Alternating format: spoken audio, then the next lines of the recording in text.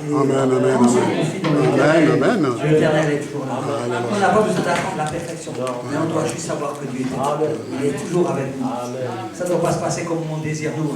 Amen. Ça doit se passer comme lui veut. Quand ça se passe comme lui veut, ça c'est merveilleux. Alléluia. Et aujourd'hui, le Seigneur est là. Je crois que vous devez voir avec le Seigneur. Parce que on voit toute la bonté de Dieu dans les petites choses. On veut toujours voir des grandes choses. Mais si on savait combien de petites choses Dieu règle dans nos vies, alors là on serait émerveillé de voir combien il est sensible ce Dieu-là dans toutes les petites choses qu'il fait. Que le Seigneur soit béni. Et vraiment, groupe de louanges, merci. Parce que c'est important de se préparer toujours. Dieu aime avoir des soldats qui sont prêts. Pas des gens qui ne sont pas prêts, qui viennent à l'improviste. Ça, c'est le monde fait à l'improviste. Nous, on ne fait pas partie des choses de l'improviste. Alors, vous allez entendre la parole. Je ne sais pas s'il y a des témoignages ce matin. Si quelqu'un a un témoignage pour nous en faire participer, donner gloire à notre Seigneur. Et gloire à Dieu. Bonjour tout le monde. Bonjour. Je rends gloire à Dieu parce qu'il est bon, il est vraiment bon, il nous aime beaucoup. Et je le remercie parce que Daniel m'a dit en entrant qu'il a eu à cœur de prier pour moi, d'intercéder pour moi. Maintenant j'ai compris pourquoi. Parce qu'il me demande justement de vous partager quelque chose. Et j'ai toujours pas de facilité, tout comme au mois de janvier quand j'avais partagé ce qu'il m'a demandé de partager. Mais gloire à Dieu, il nous donne la force, il nous donne la... En tout cas, merci pour la louange. Ça fait vraiment du bien de louer Dieu, de l'adorer au milieu de vous. Alors, voilà. J'ai préparé quelque chose parce que j'ai lu une prophétie qui m'a beaucoup touché cette semaine, que je voulais vous partager parce qu'il y a quelque chose qui m'avait frappé, peut-être vous aussi. En tout cas, je vais vous le partager. Et il disait, je ne sais pas toute la prophétie, elle était assez longue, mais une partie. Mon peuple, vous êtes mon porte-parole, et c'est un signe de mon amour. Mais mon amour est total et juste pour vous, mes enfants, ainsi que pour toutes mes créatures. Mais j'aime aussi les enfants que vous avortez, les personnes âgées que vous euthanasiez. C'est pour cela que je vous demande de vous repentir, car la justice, la droiture et la vérité, vous l'avez remplacée par la gentillesse.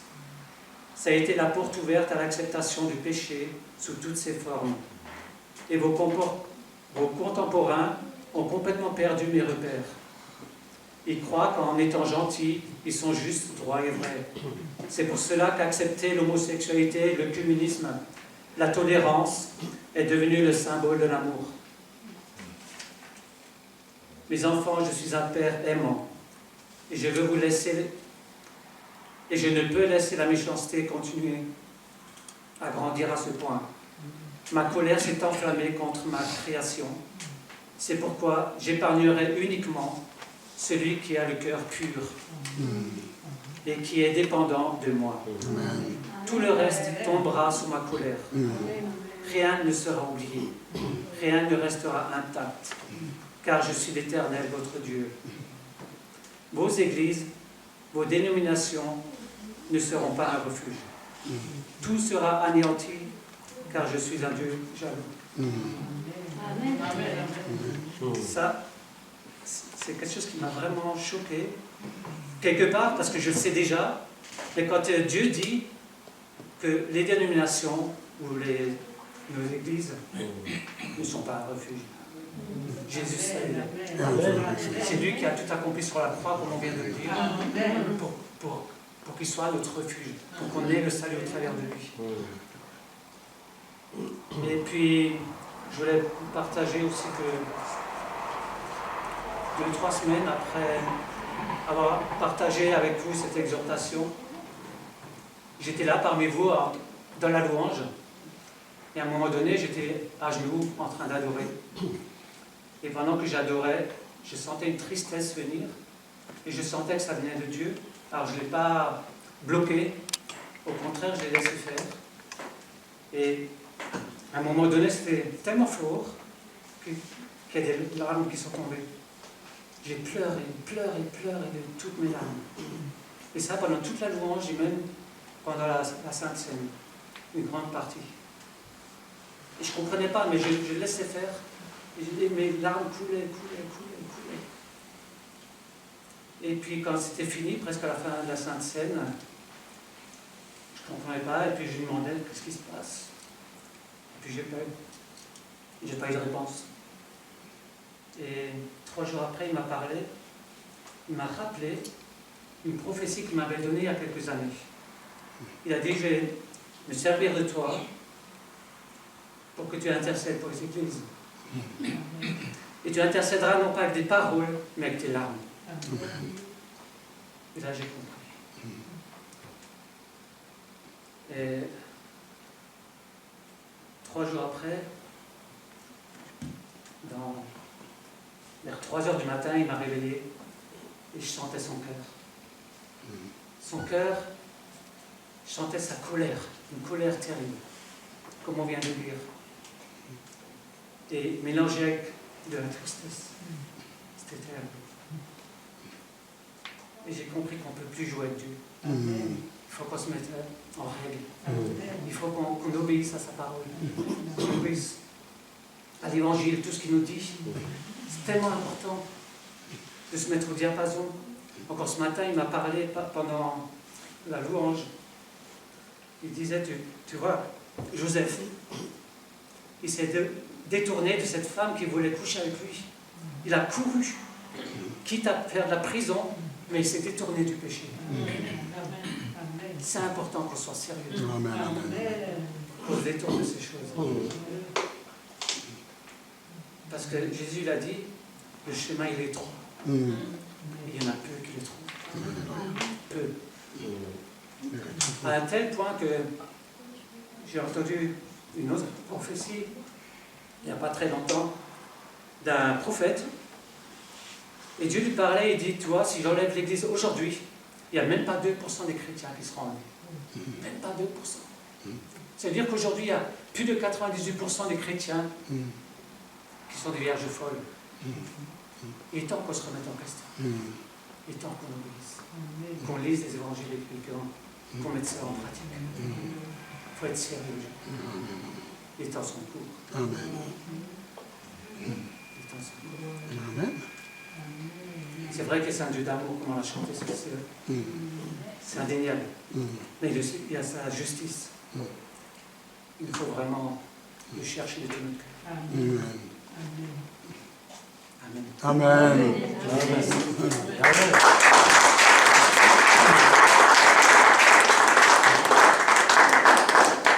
Amen. Donc, nous devons toujours être vigilants, je crois. C'est vrai que le monde va à la dérive et veut nous emmener avec lui. Et nous devons... Oui. On acclame le Tout-Puissant, le Créateur, le Dieu vivant et le Dieu d'éternité. C'est vrai que le Seigneur est bon et merveilleux. Déjà parce qu'il nous permet d'être ici et aussi chaque jour de bénéficier de la grâce d'écouter sa parole. Parce qu'il est très important pour chaque enfant de Dieu de recevoir la parole de Dieu et de pouvoir en comprendre même le sens. Nous avions tous suivi et entendu tout ce qui a été dit. Nous croyons à ce Dieu-là parce qu'il est merveilleux. N'est-ce pas? Amen. Est-ce que nous croyons que Dieu est merveilleux? Amen. Hein? Nous, on ne dirait pas. Hein? Notre Dieu, il faut vraiment le vivre. Il faut le connaître. Et quand on les connaît et on les vit, on a une seule envie, c'est chaque fois d'aller le retrouver. C'est d'être chaque jour près de lui. C'était le mercredi que j'avais une forte pensée pour le frère Michel.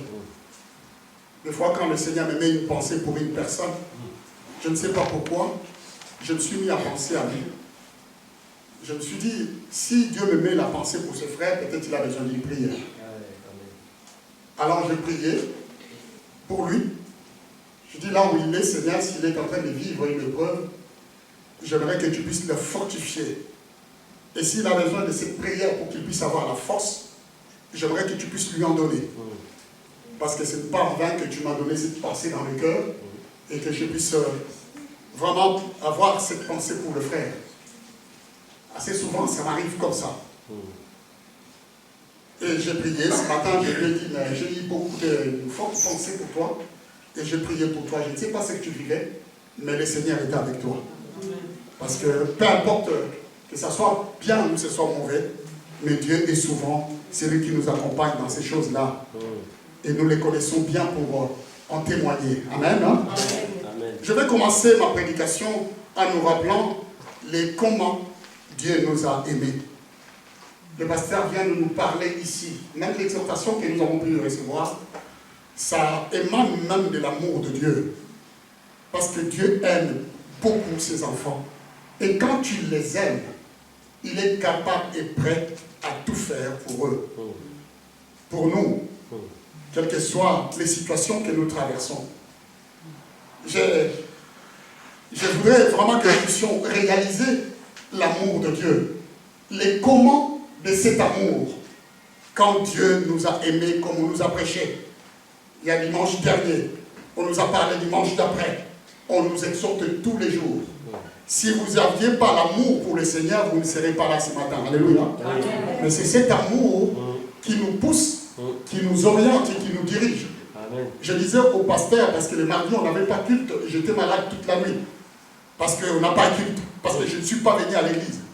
Le fait simplement que je me suis absenté une journée pour ne pas venir à l'église, ça m'a rendu malade. Je n'étais pas bien, ma femme me réveille, mais qu'est-ce qui t'arrive? Je dis, j'ai comme l'impression d'avoir péché.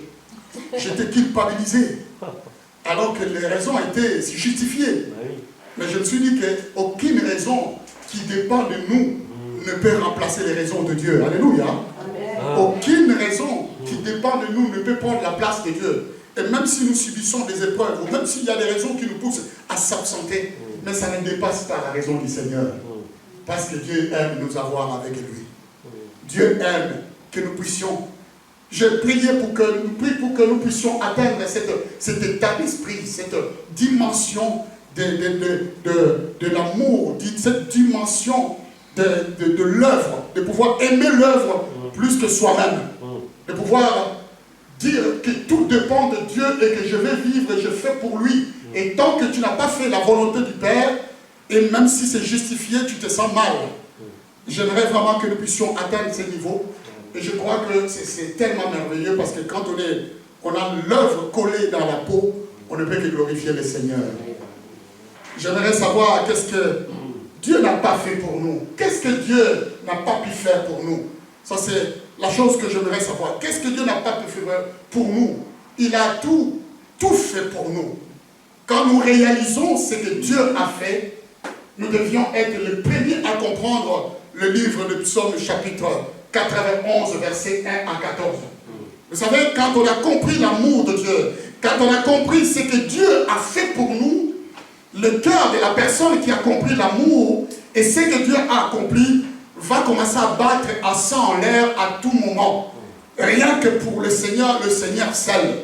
Rien que pour Dieu seul. Nous serons de ceux qui allons comprendre ces textes. Vous savez, quand j'ai réalisé ce que Dieu a fait pour nous, j'ai commencé à voir ces textes, j'ai commencé à lire ces textes de psaumes que nous allons partager ce matin. C'était l'exhortation que je nous donne pour que nous puissions voir ce que l'autre a vu. Moi, quand je lis la parole de Dieu, je cherche à voir ce que les auteurs ont vu. J'aimerais me mettre dans leur peau pour comprendre leur situation, comment ils vivaient cette expérience, de quelle manière ils ont reçu l'inspiration pour pouvoir dire ces mots. Même si aujourd'hui nous n'avons pas encore, il y a des personnes qui peuvent faire des psaumes de leur prière. Et moi, ma soif, c'est de comprendre l'idée de l'auteur, qu'est-ce qu'il est en train de vivre pour qu'une telle inspiration lui soit donnée et que cela soit marqué dans les annales, dans la Bible, pour que nous soyons les témoins et que nous puissions être exhortés par cela ce matin. C'est ce qui me dit et que je cherche souvent quand je lis la parole de Dieu. Je ne lis pas comme ça. J'essaye de me mettre à la place de l'auteur. Je vais vivre les mêmes choses que lui. Alléluia. Je vais comprendre les mêmes choses que lui. Je vais voir comme lui il voit. Si lui il l'a vu, donc je serai à mesure aussi de le voir. Vous êtes d'accord avec moi? Amen. Alléluia. Oui. Et c'est cette psaume qui est cité. La Bible dit, celui qui demeure sous l'abri du Très-Haut repose. Lisez-le si vous voulez. J'aimerais que nous le lisons tous. Allons-y. Celui qui demeure sous l'abri du Très-Haut repose à l'ombre du Tout-Puissant. Je dis à l'Éternel. Continue mon frère. Jusqu'au verset 14. On va lire tous ensemble. Je dis à l'Éternel, Mon refuge, ma forteresse, mon Dieu qui je me confie, car c'est lui qui te délivre du filet de l'oiseau, de la peste et des ravages. Il te couvrira de ses plumes et tu trouveras refuge sous ses ailes. Sa fidélité est un bouclier et une cuirasse. Et il viendra de la nuit, tu le jour. Ni la peste qui marche dans le désert, ni la contagion qui frappe en plein midi. Ni le mort à ton côté, et 10 000 à ta droite, amen, tu ne seras pas atteint. De tes yeux seulement tu regarderas, tu verras la rétribution de Dieu. Amen. Est-ce qu'on peut acclamer la parole de Dieu? C'est vraiment timidement acclamé là. C'est vraiment timidement acclamé. C'est simple. Vous savez, quand rien qu'entendre de telles paroles, ça donne des frissons dans le corps. Moi, quand j'étais en train de lire cette parole, j'avais des frissons. Parce que quand tu réalises la dimension que l'auteur est en train de nous amener, tu n'as que des frissons dans ton corps. La seule chose qui va animer ton esprit, c'est la crainte de l'Éternel. Et de pouvoir savoir ce qu'il a fait pour nous. La meilleure chose que Dieu nous a fait. Notre Dieu nous a donné le Saint-Esprit. On nous a parlé du Saint-Esprit durant tout ce temps. Il y a 3 semaines, 3 dimanches successifs qu'on nous a parlé du Saint-Esprit. Notre Dieu nous a donné le Saint-Esprit afin qu'il habite en nous. C'est un ami, un esprit qui est de Dieu lui-même. Il habite en nous, et rien que pour préserver, pour protéger ce que Dieu a mis en nous de meilleur. Afin que ces choses, ces trésors que Dieu a posés en nous ne soient pas détruits. C'est-à-dire que le garant de ces trésors, le protecteur de ces trésors, c'est le Saint-Esprit. Parce que tout ce que Dieu avait de meilleur, ce qu'il chérissait, Dieu l'a donné à l'homme. Et quand il l'a donné à l'homme, Dieu l'a mis dans son cœur. L'Esprit est là pour protéger ces trésors que Dieu nous a donnés. La vie. Vous savez, la vie qui est le Christ lui-même est un trésor qu'on doit chérir chaque jour. Vivre, c'est une chose. Alléluia. Mais vivre la vie de Christ est une autre chose. Parce que la vie sans Christ n'est pas la vie. La vie sans Christ, elle est appelée la mort. Mais la vraie vie que Dieu donne, c'est celle qui est définie par Jésus-Christ lui-même. Je disais, qu'est-ce que Dieu ne nous a pas donné? Dieu a tout donné. Donc, vous savez, notre Dieu a la voix qui se fait entendre même dans le monde de mort. Vous savez, dans les mondes, dans les royaumes de mort, quand Dieu parle, même les morts l'entendent. Vous savez, Jésus, quand il a dit, quand les morts entendront ma voix, Dieu a une voix qui porte. Et quand il parle, même les personnes qui sont endormies doivent se mettre à la vie. Ils doivent se réveiller. Parce qu'il a une voix qui traverse même des séjours, même encore une fois, de royaume, jusqu'à atteindre la personne sur laquelle Dieu veut adresser un mot. Rappelez-vous quand il était face au tombeau de Lazare. Nous étions tous témoins, parce que nous lisons tous la parole de Dieu. Vous savez, la Bible parle en étant que Lazare était déjà mort, enseveli. Et quand il était enseveli, c'est là que le roi va se mettre en marche. Quand je vous dis que la parole de Dieu traverse même juste dans les séjours de mort, c'est là que nous devions comprendre la puissance et l'honneur d'avoir cette parole avec nous. Et quand il s'est présenté, la Bible dit que, oh, mais qu'est-ce que tu fais là? Sa sœur disait, mais ça fait 4 jours qu'il est mort. Et 4 jours qu'il est mort.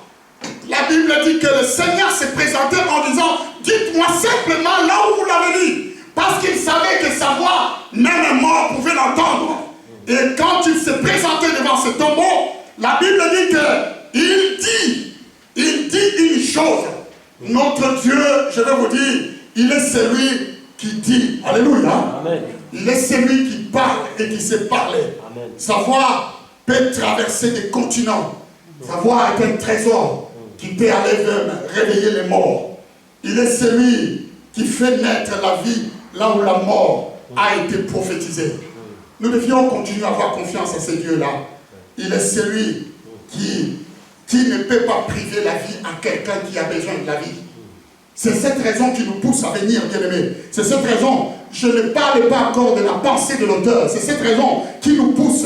On ne peut pas retenir la parole, on ne peut pas retenir la vie. À un moment donné, vous savez, même là où il y a la vie, on ne peut pas les retenir, bien-aimés. J'ai vu une expérience, une semence, on ne peut pas les retenir. Vous savez, un jour, j'ai traversé comme ça la route, juste sur le pont, où est placé ici à une furte chez nous, pour aller vers le stade. J'étais à pied, j'étais justement allé pour observer. Vous savez, j'ai un verger que j'avais planté à côté, qui m'appartient. Bon, j'étais allé vérifier s'il y avait des fruits, des mirabelles. Alors j'étais à pied, je me promenais, je suis allé là-bas. J'ai dit, bon, je vais aller regarder mes plantes de mirabelles. Et quand je partais, ne t'inquiète pas Marie-Claire, j'ai pensé à toi, j'ai dit, bon, comme ça je peux cueillir plein de mirabelles et je partagerai avec ma soeur parce qu'elle aime beaucoup, les mirabelles. Mais il y a une chose qui m'a épaté. Juste sur le pont, si vous voulez, vous prenez vos voitures, vous traverserez, ils ont coulé de béton armé. Mais quand je vous parle de béton armé, ce n'est pas n'importe quel béton. C'est des bétons qu'ils ont renforcés sur le pont. Et ce béton a une épaisseur, je crois, bien remplie. Mais au milieu de ces bétons, je ne sais pas comment cela s'est fait, ou s'est appliqué, j'ai vu une plante pousser. Une plante qui était, une semence qui était sous le béton, mais qui s'est frayé un chemin jusqu'à sortir pour que les gens puissent le voir. Alléluia. Je me suis arrêté un instant pour observer et essayer de comprendre comment cette semence a pu traverser le béton jusqu'à pousser. J'ai essayé d'imaginer, regarder tout autour pour voir s'il y avait une fissure où c'était cassé ou quelque chose. Mais je me suis dit que notre Dieu est grand. Alléluia. On ne peut pas retenir la vie. Là où Dieu a placé la vie, même si les épreuves sont nombreuses, la vie finira toujours par pousser. Amen. Amen. Cette vie sortira toujours. Parce que la vie que Dieu nous donne, nous a donné, est quelque chose d'exceptionnel. Vous savez, à la résurrection de Lazare, il était sorti, lié et attaché. Dans la coutume juive, quand quelqu'un est mort, on l'attache, on l'enveloppe par des linges, on le couvre pour l'enterrer dans le tombeau. D'où comment Lazare était sorti. Et quand il est sorti, il était lié. Ça, c'est les hommes. Mais vous savez, quand Christ était ressuscité, comme on venait de la chanter, rien ne pouvait le lier. Amen. Hein? C'est ce que je suis en train de vous dire. On ne peut pas retenir la vie. On ne peut pas retenir une grâce. On ne peut pas retenir une bénédiction. On ne peut pas retenir le plan de Dieu, quel que soit le plan que Dieu a pour toi. Amen. Mon frère, amen. Sois dans l'allégresse. Si Dieu t'a promis quelque chose, il finira par l'accomplir. Il l'accomplira certainement parce que c'est un Dieu qui est fidèle. Dieu, en tout cas, il est celui qui nous donne la meilleure part de lui-même. Je suis en train de vous dire que Dieu nous a tout donné. Dans le domaine de l'étonnement, il est celui qui peut nous étonner à tout moment. Il est celui qui peut. Vous voyez comment le pasteur a témoigné. Il a dit, Dieu est celui qui nous étonne à chaque fois qu'il nous surprend. On n'attendait pas que notre groupe puisse nous animer tellement et que Dieu nous a surpris parce qu'il aime quand il nous surprend. Amen. Amen. Et c'est là qu'on peut attendre le Seigneur et qu'on peut voir ses œuvres. Quand on s'appuie sur lui, soyez dans l'assurance la plus totale que ce Dieu-là ne nous abandonne pas. il ne délaisse pas. Il est celui qui veut simplement trouver l'obéissance. Comme il a été dit ici, quand Dieu voit l'obéissance, il est celui qui agit dans le cœur qui obéit. Dieu veut voir cette obéissance. Nous sommes contre de tout ce qui se passe dans le monde aujourd'hui. Vous savez, le monde travaille déjà pour essayer d'inverser Dieu, sortir Dieu et pousser Dieu dehors. Ils travaillent dans les cinémas, ils ont les médias avec eux, ils ont tous les systèmes parce qu'ils n'aiment pas. Vous savez, aujourd'hui, quand vous êtes bon, ils vont vous détester. Le monde vous déteste parce que vous n'êtes pas comme eux. À partir du moment où tu n'entres pas dans le moule avec eux, tu es détesté parce que tu ne corresponds pas à ces personnes. Mais que devons-nous faire? Parce que nous avons l'Éternel. Nous devions avoir les yeux fixés sur lui seul. Parce que notre Dieu ne nous abandonne jamais. Alléluia. Amen. Il ne nous délaisse pas. Tout ce que tu perds dans le preuve, quand tu es dans sa main, tu vas les retrouver. Pensez toujours à cette plante. Il y a des personnes qui ont perdu beaucoup de choses. Et tout ce que nous pouvons perdre, même si nous avons le preuve, dans cette épreuve-là, nous allons les retrouver. Un jour ou l'autre, Dieu permettra. Vous connaissez la parole de Job, non? Quand il dit l'Éternel a donné et l'Éternel a repris, que son nom soit glorifié. Ça, c'est quelque chose. C'est quelqu'un qui connaissait les secrets de Dieu. C'est quelqu'un qui n'avait pas peur de perdre quelque chose. Parce qu'il savait où était sa place et entre les mains de qui il se trouvait. C'est ça que je suis en train de vous dire. Nous sommes dans le Seigneur et nous trouvons notre place dans Dieu. Nous avons chanté cela. Tout ce que nous pouvons perdre, sachez que Dieu nous permettra de les retrouver. Nous avons vu avec ce frère Job. Il avait tout perdu, mais tout lui a été donné. Alléluia. À la fin, il a crié, mon œil t'a vu. C'est vrai, tu es celui qui peut remettre les choses là où j'ai perdu. Voilà pourquoi notre Dieu, il nous a tout donné, bien-aimés. Quand je vous dis que Dieu nous a tout donné, il nous a tout donné. La Bible dit ceci, celui qui demeure sous l'abri du Très-Haut, à cette parole, je l'aime. Amen. L'auteur est en train de parler, bien-aimés. Celui qui demeure, il ne va pas citer un nom. Il va donner des personnes qui connaissent un endroit. Il va dire celui qui demeure sous l'abri du Très-Haut. C'est notre Dieu. Le Très-Haut est notre Dieu. Je vais m'arrêter juste ici. Ce Dieu-là, il nous connaît. Parce qu'il nous connaît, il a construit des abris. Il a plein d'abris qu'il a mis en place pour ses enfants. Est-ce que vous êtes avec moi? Oui. Dans ces abris-là, ces abris apportent une ombre. L'ombre que donne ces abris est l'ombre de toute sa puissance. La Bible dit qu'une fois, Paul, quand il marchait et qu'il avançait, il avait son ombre qui était, et cette ombre-là, quand ça touchait les gens, toutes les personnes qui étaient traversées par cette ombre étaient guéries. Amen. Est-ce que vous êtes avec moi? Amen. Donc il n'y avait pas besoin de toucher les gens. Il n'y avait pas besoin de poser la main. Il y avait besoin simplement qu'une ombre puisse te traverser. Et là, je suis en train de nous dire, quand je vous dis que Dieu a tout fait et nous a tout donné, quand on a compris la parole de Dieu, on doit avoir le cœur qui bat, mais qui bat très fort. Je vais dire ceci. L'ombre du Tout-Puissant, cette ombre-là est animée d'une puissance. Mais celui qui le trouve, cet endroit, et qui se met sous cette ombre, ne pourra que vivre toutes les puissances qui émanent de cette ombre. Alléluia. Amen. Est-ce que vous êtes avec moi? Amen.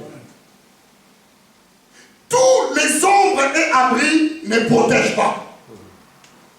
Comprenez une chose. Là, c'est moi, je me suis mis à sa place et j'ai commencé à comprendre.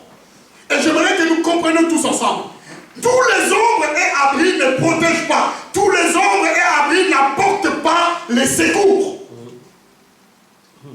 Il y a des personnes qui demeurent sous l'ombre et l'abri du travail. J'en ai vu des tonnes. Pour eux, le travail, c'est insécurité. Sans le travail, il est perdu. Est-ce que vous êtes avec moi? Oui. Je ne dis pas que le travail, c'est mauvais. Oui. Mais ils ont fait passer le travail avant l'éternel Dieu.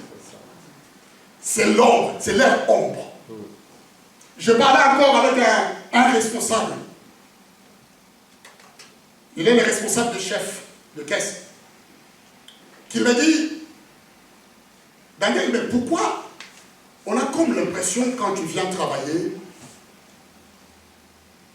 c'est comme si tu étais tu fais des choses comme si ça ne valait pas la peine, comme si ça n'avait pas d'importance, comme si tu ne mettais pas tout ton cœur pour travailler alors que tu le fais bien. Je lui ai dit, écoute mon frère, parce que moi j'appelle tout le monde frère, dans l'idée qu'un jour le Seigneur va le toucher. Et pourtant j'ai fait beaucoup d'expériences, ça pèse aussi beaucoup. Hein. Je lui ai dit, moi, le travail, ce n'est pas une sécurité pour moi. J'ai quelqu'un qui me porte plus de sécurité. Aujourd'hui, même si je perds mon travail, je ne vais pas mourir. Mais si je n'accepte pas le Seigneur comme Seigneur et Sauveur, là, je vais mourir. Si je ne suis pas dans le Seigneur, je suis mort. Il y a beaucoup d'ombres qui protègent les gens, mais qui n'apportent pas les secours. Il y a des personnes qui demeurent sous l'ombre, encore une fois, de maraboutage. Il y a des gens qui font des trafics avec les marabouts, des sciences occultes pour se protéger. Ils se protègent avec des esprits parce qu'ils ont peur de perdre quelque chose. Ils vont chercher des ombres qui ne portent pas à la vie. Ils vont se lier avec le diable pour avoir une protection quelconque. J'ai eu un cousin qui est parti faire l'alliance avec le monde des ténèbres. Juste parce que il avait une promotion. On lui a donné une promotion qu'il fallait. Il s'est dit, écoute, je crois que la meilleure façon pour que je ne puisse pas bouger d'ici ou que les gens ne puissent pas me verser de cet endroit, il faut que je me protège sous l'ombre de marabouts. Un jour, je lui ai dit, cette ombre-là te tuera. Parce que ça n'apporte pas de sécurité. Quand tu vas là-bas, c'est juste que tu t'es donné toi-même à la mort. Les temps t'est compté. Tes jours également. Parce que tu ne verras pas venir la mort jusqu'à ce que tu puisses comprendre que cette ombre-là ne protégeait pas. Je suis avec vous. Vous savez, bien aimé, il y a des personnes qui trouvent leur refuge sous l'ombre de la distraction, comme le frère nous a dit. Il y a tellement de choses qui nous distraient et les gens aiment ça, ils vont chercher l'ombre. J'ai vu un reportage un jour qu'une personne a dit que lui, c'est une personne de nuit. Il se sent bien la nuit. Il a peur de dormir parce qu'un jour, il ne sait pas s'il dort, il va se réveiller. Alors il passe sa vie dans les boîtes de nuit. Comme les boîtes de nuit travaillent toute la nuit et le matin, alors il a peur. Il dit la nuit, comme c'est fait pour dormir, lui c'est sûr que quand il va dormir, il ne va pas se réveiller. Il va passer la nuit, il a peur. C'est sa vie. Il y a des personnes comme ça qui ont trouvé l'ombre de boîte de nuit comme sécurité. Mais cela n'apporte pas de sécurité. Alléluia. Il y en a qui trouvent l'ombre sous la sorcellerie. Il y a des gens qui font du mal aux autres sous la sorcellerie. Ils disent que non, c'est le truc de notre famille. C'est comme ça. Quand tu es dans notre famille, il faut avoir ça. Si tu n'as pas ça, tu ne seras pas protégé. te protège jamais et qui ne te protégera jamais. Je vais nous dire qu'il y a une seule unique adresse qui protège, c'est demeurer sous l'abri et l'ombre du Tout-Puissant. Amen. Amen. C'est le seul endroit, bien-aimé, aujourd'hui, si tu veux rester en vie et tu veux voir le jour meilleur, la Bible dit qu'il faut chercher à rester sous l'ombre et l'abri du Tout-Puissant. Voilà pourquoi l'auteur est en train de nous exhorter ici. C'est lui qui demeure sous l'abri du Très-Haut. Alléluia. C'est lui qui demeure sous la main de Dieu. C'est lui qui a trouvé cet endroit. C'est difficile de la quitter, bien-aimé. On ne vit que pour des choses qui sont données à cet endroit. Vous savez, continue mon frère. J'aime beaucoup David. Vous savez ce qu'il a dit? Il a découvert quelque chose. Ces merveilles, il veut le partager avec nous. Et quand il a découvert, il connaît, il a vu, il a expérimenté. Il est déjà dans cet endroit. Il exhorte en disant, à ton tour, si tu demeures dans cet endroit, tu vas reposer sous une ombre. Vous savez, quand il dit ici, j'ai dit à l'Éternel, moi je l'ai compris comme ça.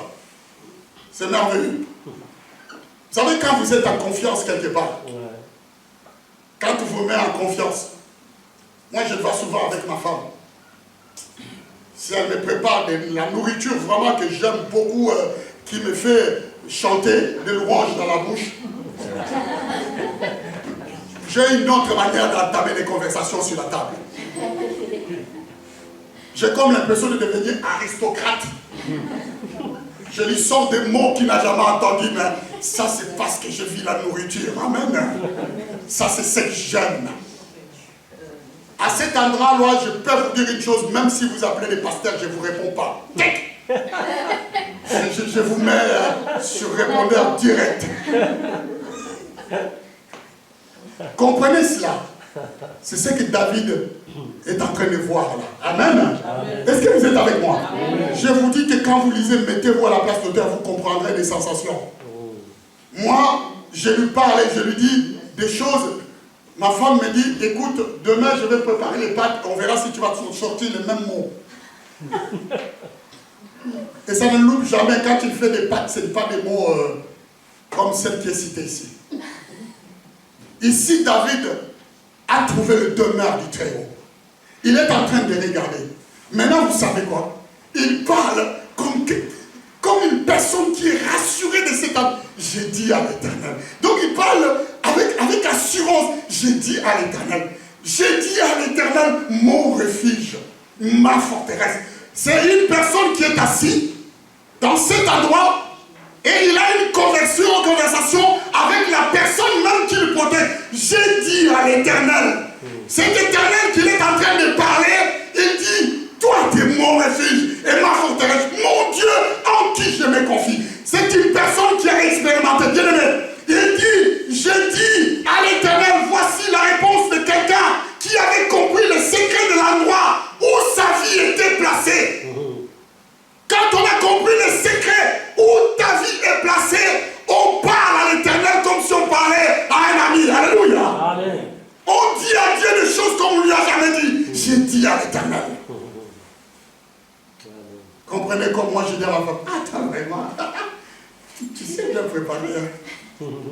C'est dans ce sens, je dis à l'Éternel, mon refuge, ma forteresse. Il a compris le secret de l'endroit où était cachée sa vie. Que dans la phrase prononcée, on sent même une totale confiance de la personne. Quand il dit, je dis à l'Éternel, ça veut dire qu'il était sûr et certain que Dieu l'écoutait. Il était dans l'assurance que Dieu était présent là. Il était certain que Dieu était prêt. Il est celui qui savait. Je dis à l'Éternel, mon refuge et ma forteresse, mon Dieu à qui je me confie. Cet homme, en parlant des secrets de l'aimer, j'ouvre une parenthèse, je vais vous ouvrir une parenthèse en parlant de secret, parce que je vous dis qu'il connaissait là où était sa place. En parlant de secret, vous savez, Samson avait un secret qui renfermait sa force. C'était un secret que les parents avaient reçu. C'était un secret que personne ne pouvait savoir. Mais ce secret s'est limité au niveau des humains. Quand quelque chose est limité au niveau des humains, un jour, on percera encore une fois la profondeur de ce secret. Qu'est-ce qui s'est passé avec ce secret? Il s'est passé que l'ennemi a percé, encore une fois, la profondeur de son secret. Parce que l'ombre sur laquelle il s'était mis, ce n'était pas l'ombre qui protégeait. Amen, hein? Au lieu de demeurer sous l'abri du Très-Haut, il a choisi de passer son temps avec des païens. Il a choisi de passer son temps avec les mondes. Et dans les mondes, son secret a été décelé. Et c'était quoi le secret? Que ma force réside sur mes cheveux. Si tu rases ma tête, je deviendrai comme tout homme. Alléluia. Parce que ces cheveux pouvaient être rasés facilement. Les cheveux des hommes peuvent être rasés.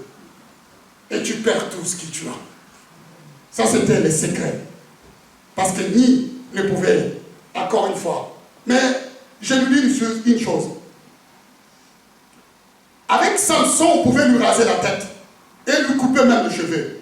Mais ce secret était limité parce que c'est un homme qui les conservait. C'est lui-même qui les conservait. C'était un secret qui était conservé par les hommes. Ses parents conservaient ses secrets. Lui-même conservait ses secrets. Et parce qu'un homme conserve un secret, ça peut être décelé à tout moment par le diable. Le diable pouvait les connaître parce qu'il était devenu charnel.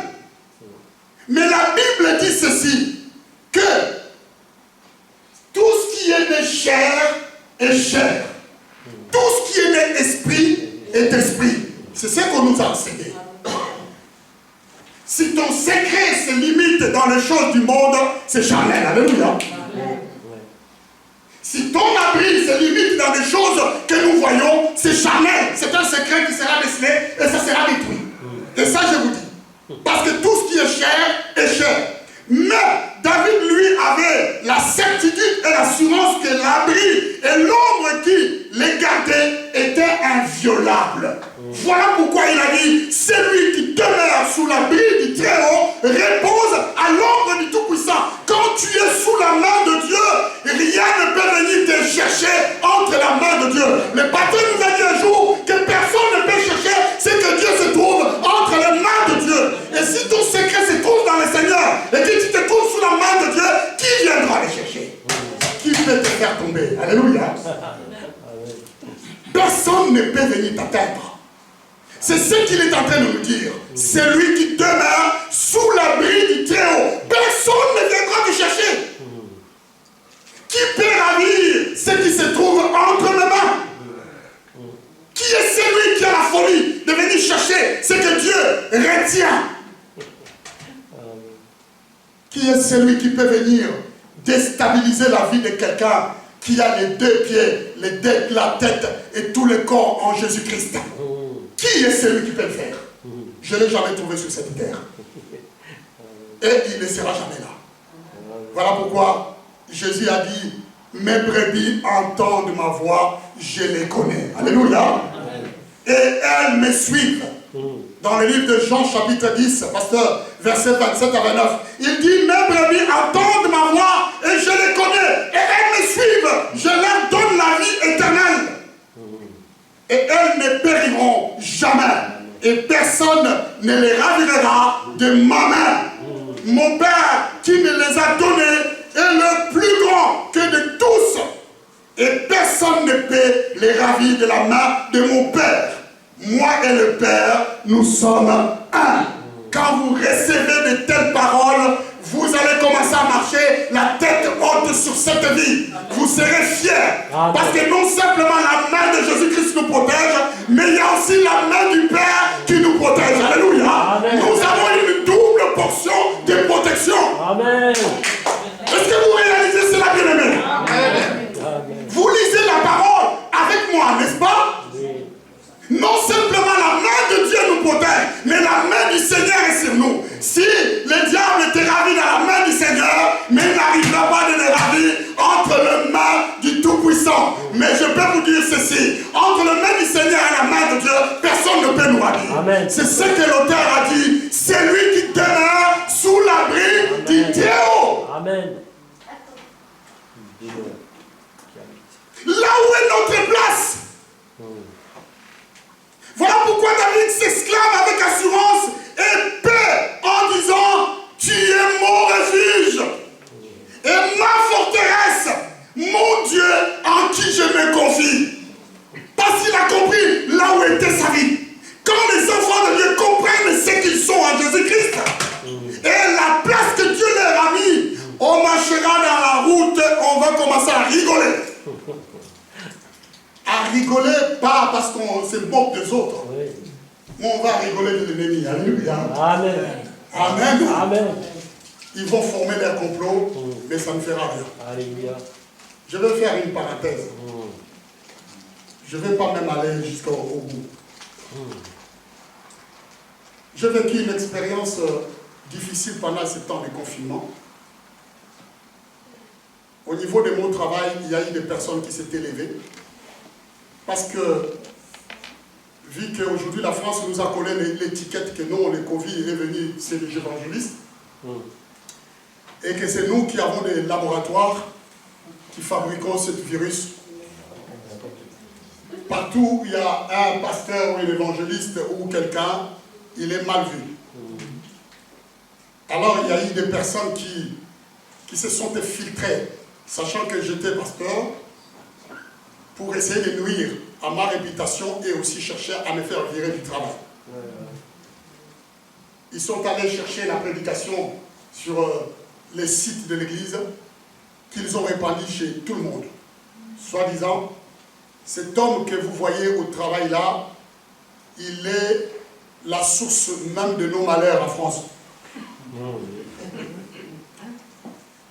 C'est par lui et par lui seul qu'est venu le Covid. Mais il continue à travailler là-bas.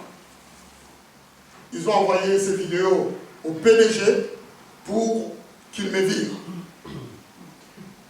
Il y avait panique à bord, parce que les mêmes personnes qui avaient fait ça, ce sont des personnes que j'ai donné du travail là-bas.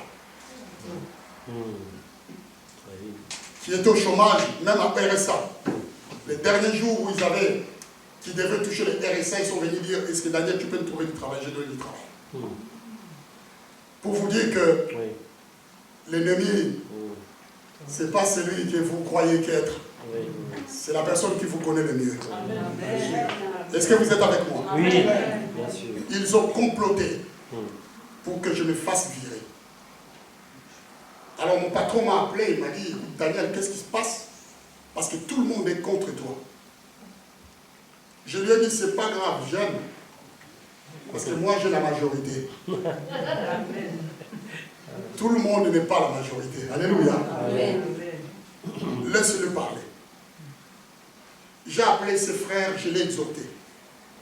Dans le sens, je lui ai dit, écoute, je te pardonne, mais écoute, prends conscience que tu es en train de te perdre.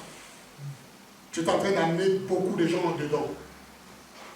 Mais fais gaffe, parce qu'il avait même laissé des commentaires dans le site de l'église. Vous les évangéliques, que vous soyez maudits, ainsi de suite, c'est vous qui avez la peine, ainsi de suite, il a parlé comme ça. Je dis, tu maudis des gens que tu ne connais pas. Et sache que la malédiction, quand on les lance, il faut qu'elle trouve une cause pour s'imprimer. Mais quand tu ne trouves pas une cause, prépare-toi à les recevoir, toi et ta famille. Est-ce que tu es équipé pour recevoir les retours de ta malédiction? Il a eu peur. Il m'a envoyé un SMS, je te demande pardon. Je dis, je t'ai déjà pardonné. Voyez-vous comment le diable est malin? Je n'ai pas fini. J'ai prié pour lui, pour que Dieu ne puisse pas les maudire. Ce n'est pas un chrétien, c'est un musulman. Mais j'ai prié pour lui. Je dis, répète cette prière. Il a répété la prière que je lui avais faite. Il s'est passé que Avec moi, il a fait la paix, mais il a continué derrière à travailler avec tout le monde. Et tous ceux sur lesquels il allait pour travailler, pour qu'il puisse avoir un groupe, qu'il forme un groupe, qu'il fasse des pétitions pour que ça puisse monter vers le PDG, pour qu'il puisse me licencier. Tous ces mondes-là venaient les répéter auprès de moi. Pour voir quelle était ma réaction. Alors ces gars, il m'a dit, un responsable on est deux, il me demande, il me dit, est-ce que tu accepterais aujourd'hui qu'on puisse demander à cette personne de venir et travailler ici sur ce site? Tellement il t'a fait du mal comme ça. Et toi tu ne réagis pas, tu accepterais? Moi je lui dis non, j'accepte. Je n'ai pas de problème avec lui. Dites-lui de venir, il a besoin de travail. Parce que s'il perd son travail, il est perdu ce pauvre. Ce n'est pas contre moi qu'il lutte, il lutte contre le Seigneur. Alors la personne lui a appelé, il a dit, écoute, tu vas venir et travailler ici. Alors, chose faisant, il a dit à tout le monde, moi quand je vais revenir, vous allez voir ce que je vais faire avec Daniel. C'est moi-même qui va le prendre et qui va le mettre hors du site. Si le PDG ne réagit pas, si tel personne ne réagit pas, c'est moi-même qui va venir. Alors, tout le monde s'était préparé que les jours où il va venir travailler, ils vont vivre un événement impossible. Alors ils m'ont dit, Daniel, il va venir travailler lundi. Je dis, gloire à Dieu. Faites donc. Bien aimé, j'arrive au travail. En paix. Vous savez, moi j'ai toujours, quand je sors, je prie toujours que la lumière du Saint-Esprit puisse éclairer à 100 mètres de moi tous les hommes des ténèbres qui arrivent vers moi. Je suis l'homme de 100 mètres. Donc si tu t'approches de moi à 100 mètres, si tu avais des mauvaises pensées, tant pis pour toi. Quand tu m'approches, tu deviens comme un toutou. J'arrive au travail, tout le monde attendait que non, il va se passer, ils ont prévenu le PDG, mais aujourd'hui, il va partir et tout, et il va se passer quelque chose. J'étais en train de rigoler. J'ai vu le frère venir. Je lui ai salué. Il m'a dit saluer. Je lui ai dit que tu es en retard. Et pourquoi tu es arrivé en retard? Parce que je suis son chef. Il me dit, pardon, il y avait des embouteillages. Je lui ai dit, est-ce que tu as autre chose à rajouter? Ah non, non. Dis tout ce que tu veux, je vais le faire. Tout le monde était déçu. Oh, mais toi tu parles beaucoup, tu nous avais dit que tu vas faire quelque chose. Mais comment ça se fait que devant là, tu arrives là, et tu n'arrives rien, tu fais rien. Mais dis-nous, fais quelque chose. Mais les gars étaient comme ça, soumis. Est-ce que vous êtes avec moi? Vous étiez pas là. Toute la journée, je lui ai fait courir comme un chat. Aller à gauche, tout ce qu'il ne faisait pas, je lui ai fait faire. Pas pour les punir, mais pour montrer aux autres que le Dieu que nous avons, il est tout puissant. Alléluia. Que rien ne peut nous résister. Alléluia. Yes. C'est eux qui ont peur de nous. Nous ne devions pas avoir peur. Amen.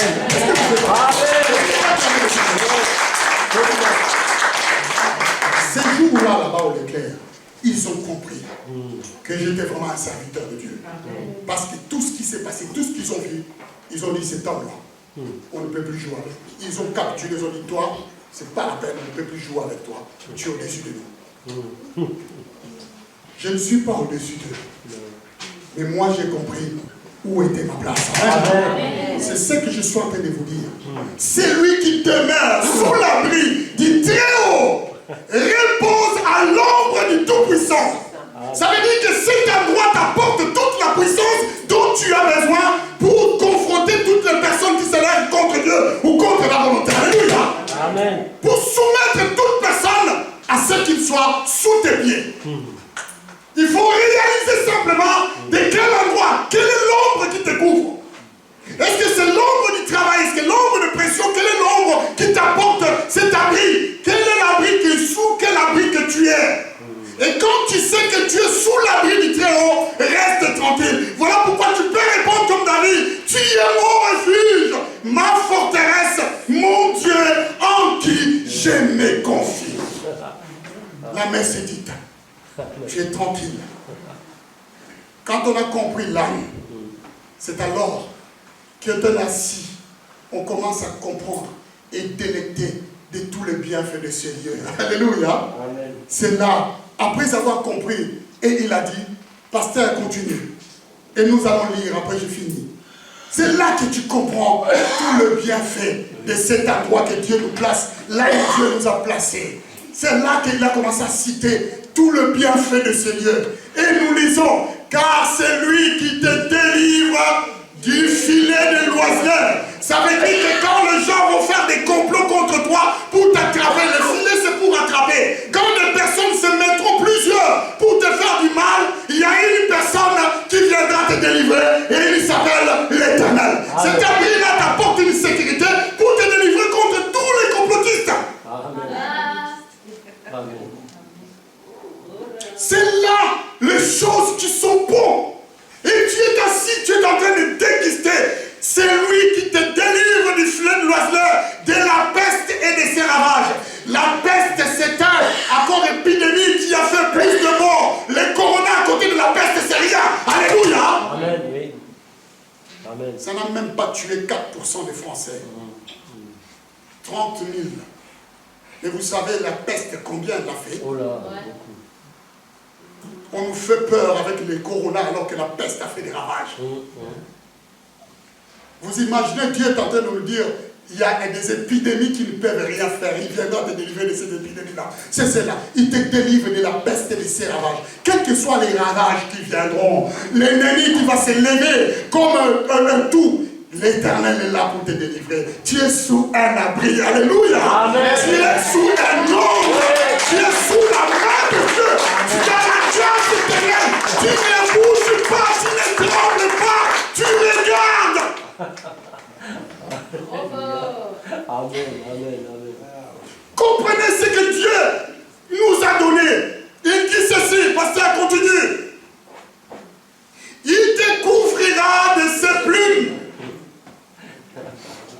Les plumes de Dieu sont plus que des mousquetaires. Même une moustique ne peut même pas traverser avec son piqûre pour venir te piquer. C'est plus qu'une couette. Est-ce que vous réalisez? Ne dors pas en tremblant, dors tout doucement. Parce qu'il y a de ces plumes qui te couvrent. Même les piqûres des diables ne viendront pas t'atteindre là. Alléluia. Il te couvrira de ses plumes et tu trouveras un refuge sous ses ailes. Les refuges de mains des hommes peuvent te détruire. Mais ceux qui sont des refuges de Dieu, des ailes de Dieu, ils sont là pour nous protéger. Ça, c'est quelqu'un qui a compris sa place. Il est en train de nous livrer des secrets. Assis-toi et contemple comment cet abri t'est donné, te fortifie. Sa fidélité est un bouclier. Quand toi tu seras infidèle, Dieu sera fidèle. Malgré tes infidélités, Dieu reste toujours fidèle à toi, à son serment, à sa promesse. Dieu n'a jamais trahi sa fidélité. Il s'appelle d'ailleurs fidèle. Oui, oui, amen. C'est pour te donner la force quand tu es infidèle. Lui, il te reste fidèle. Quand tu le trahis, lui, il t'accueille. Alléluia. Amen. Quand tu te bats, il vient te retrouver. Quand tu veux t'échapper, il vient te couvrir. Parce qu'il te donne une cuirasse. Cet homme avait compris. Je dis merci parce que je comprends pareil. J'ai besoin de cela. Sa fidélité est un cuirasse. Un bouclier et une cuirasse. Il continue en disant ceci. Tu ne craindras ni la terreur de la nuit, ni la flèche qui vole le jour. Il y a des gens qui ont des flèches. Ils attendent que tu passes. Il y a des noms qui donnent la terreur. Ils attendent que tu trembles. Au PDG un tel. directeur ressources humaines, c'est des titres. Ça ne signifie rien devant le nom du Seigneur. Alléluia. Amen. Est-ce que vous êtes avec moi? Amen. Tu ne craindras rien du tout. Amen. Amen. À Amen. partir du moment où tu montres les faiblesses et la crainte, c'est fini, tu as perdu. Quand tu sais qui est avec toi, tu n'as peur de rien. C'est eux qui doivent avoir peur de toi. Alléluia. Oui. Amen. Parce que toi, tu portes avec toi, c'est lui. Oui, oui, oui. C'est lui qui dit. C'est lui qui sait parler au vent. Ouais. C'est lui qui peut dire les choses. Calme-toi. Il continue. Ni la flèche qui vole. Ma fille, comme on est resté, moi et ma fille à la maison, la nuit, elle a dormi, elle a vu que la maison était vide. Parce qu'il n'y avait plus de mouvement. Elle a dormi, elle est venue. Papa, j'arrive pas à dormir. Je dis, mais pourquoi ma fille? Moi, je dors bien. Qu'est-ce qui t'arrive? Non, mais la maison est silencieuse. Je suis seul dans la chambre. Je dis, non, tu n'es pas seul. Va, rendors-toi. Tranquillement. Elle me dit, mais pourquoi tu me dis ça? J'ai dit, mais parce que je ne sais pas qui est le sorcier qui est le plus tordu, qui viendrait cette nuit pour venir se suicider dans cette maison et venir. Je ne sais pas, je ne l'ai jamais vu. Je ne sais pas où il va sortir, d'où il viendra. Je n'ai jamais vu quelqu'un, à moins qu'il soit vraiment taré, il s'est dit, bon, je vais aller mourir, qu'il vienne ici pour venir mourir ici. À part ça, je ne vois personne. Amen. Oh, Seigneur. Retourne et dors en paix. Dieu te garde. Et il te protège. Ni la peste qui marche dans les ténèbres. N'ayez pas peur de la nuit. Ni la contagion qui frappe en plein midi. C'est cet abri qui nous protège. Voilà pourquoi nous sommes tête haute et nous marchons, parce que nous avons l'assurance. Amen. Parce que nous avons Dieu. Parce qu'il nous a mis dans un endroit. Écoute, continue s'il te plaît, pasteur. On va le faire. Que 1000 tombent à ta gauche. Et 10 000 à ta droite. Voyez le nombre de personnes qui te font la guerre. Alléluia. Les gens qui se mobilisent pour toi, pour te rendre en néant. Mais ces personnes-là, quand ils se lèvent, la Bible dit, ils tomberont 1000, mais 10 000 de ce côté-là. La Bible dit, tu ne seras jamais atteint. Amen. Est-ce que vous réalisez cela? Tu ne seras jamais touché. Il y aura des bousculades.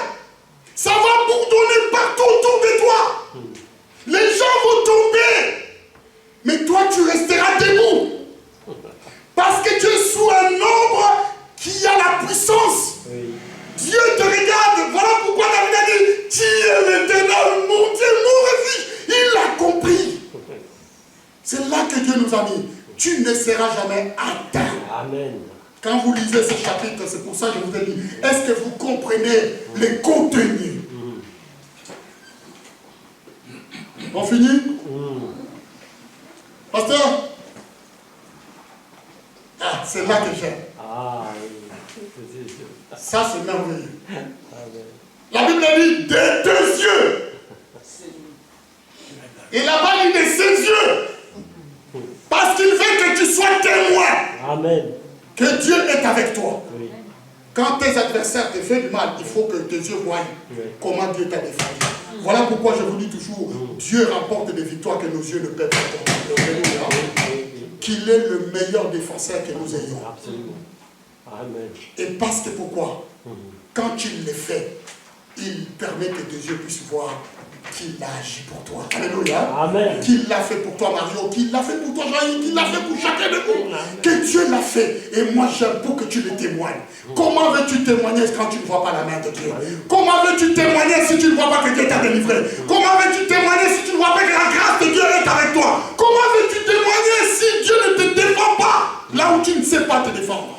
De tes yeux seulement, tu regarderas et tu verras la rétribution de tous ceux qui te veulent du mal. La messe est close. Les choses sont faites, les dés sont lancés. Amen. Nous sommes des intouchables. Alléluia. Amen. Est-ce que vous êtes avec moi? Oui. Nous sommes les intouchables. Amen. Alléluia. nous avons une identité que personne ne peut violer, que personne ne peut toucher. Aucun endroit que tu ailles, que tu manques la sécurité. Même quand tu penses que tu n'es pas en sécurité, tu es en sécurité. Même quand tu crois que Dieu n'est pas là, Dieu est avec toi. Parce que toutes ces promesses sont pour toi, c'est pour moi. Alléluia. Amen. Tous ces endroits sont pour toi et pour moi. Voilà pourquoi tu dois réfléchir comme David. L'Éternel, je dis, mon refuge, ma forteresse, mon Dieu en qui je me confie. Tu n'as pas fait une perte de venir et de te trouver en Jésus-Christ. Moi, je sais où est ma place. Toi, tu sais où est ta place. Et quand nous savons où est notre place, nous bénissons simplement l'Éternel Dieu. Nous courons à son avantage et nous disons, Seigneur, béni sois-tu parce que tu es grand. Tu sais me protéger. Tu sais me guider. Tu sais où je suis. Quel est cet abri qui te garde? Tu te motives à quoi? Lèvons-nous. Lèvons-nous. Il y a une parole qui dit, puisqu'il m'aime, je le délivrerai. Je le protégerai, puisqu'il connaît mon nom. Il m'invoquera et je lui répondrai. Je serai avec lui dans la détresse, je les délivrerai et je les glorifierai. Je les rassasierai de longs jours et je lui ferai voir mon salut. L'Éternel est notre Dieu. Nous allons tous prier. Tu vas dire à l'Éternel, tu es mon refuge. Je ne savais pas, Seigneur, des fois j'oublie que tu es le meilleur endroit où je peux trouver un bon refuge. Le meilleur endroit où je dois me trouver. Des fois, je me trompe de l'abri et de l'ombre. Mais ce matin, je voudrais retourner sous ton ombre. Je voudrais retourner sous ton abri. Je voudrais vivre ce que David a vécu. Parce que ces choses-là sont pour moi. Commence à prier pour toi. Commence à prier pour ta famille. Commence à prier pour tes enfants. Prie maintenant. Dis, Seigneur, sois mon abri, sois ma forteresse. Élève ta voix et commence à prier. Dans le nom de Jésus, commence à prier. Prie ton Dieu. Alléluia. Prie ton Dieu. Prie ton Dieu. Prie ton Dieu. Prie ton Dieu.